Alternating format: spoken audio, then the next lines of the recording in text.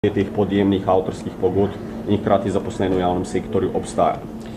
Poglejte, jaz samih številk ne morem komentirati, ker jih ne poznam njihove osnove. Načelno sem pa v svoje stališče že povedal večkrat. Prvič, številke so zelo velike, ker je bilo izbrano izredno dolgo časovno obdobje. Govorimo za več kot 10 let in je logično, da so številke velike. Drugič, sklepanje avtorskih in podjemnih pogodb za strokovnjake je dovoljeno, točno je znan, kakšen je postopek, kdo mora to odobriti in s tem nimam nobenih težav.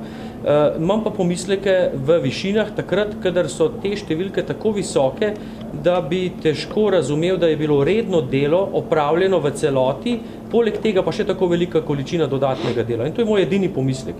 Sicer pa pozdravljam to, da vrhunski strokovnjaki tudi z javnih ustanov iščejo privatne pobude, iščejo projekte in predvsem je tudi pomembno, da javnosti povemo, da večina teh sredstev, ki so jih izplačale javne ustanove, dejansko ne izvira iz proračunskih sredstev, ampak iz nalog pridobljenih na trgu in te strokovnjaki so te naloge tudi dobili plačane.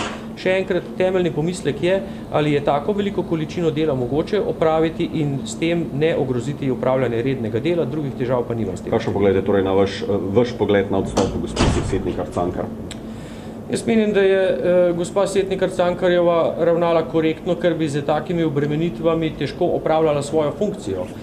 Po drugi strani pa tudi menim, da ni naredila nič protizakonitega in menim, da je to njena politična odločitev. Strokovno, zakonsko gledano, pa tudi sam ne vidim nobenih napak pri tem. Imam samo ta pomislek, ali je mogoče tako veliko količino dodatnega dela opraviti, brez da bi ogrozil svoje redno delo. Kakršnakoli sprememba zakonodaje ali kakorkoli v tem primeru?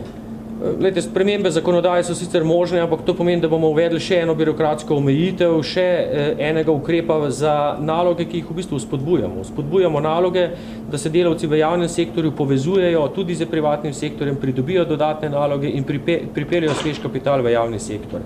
Moja rešitev oziroma smer, reševanja, ki jo vidim, je predvsem v transparentnosti.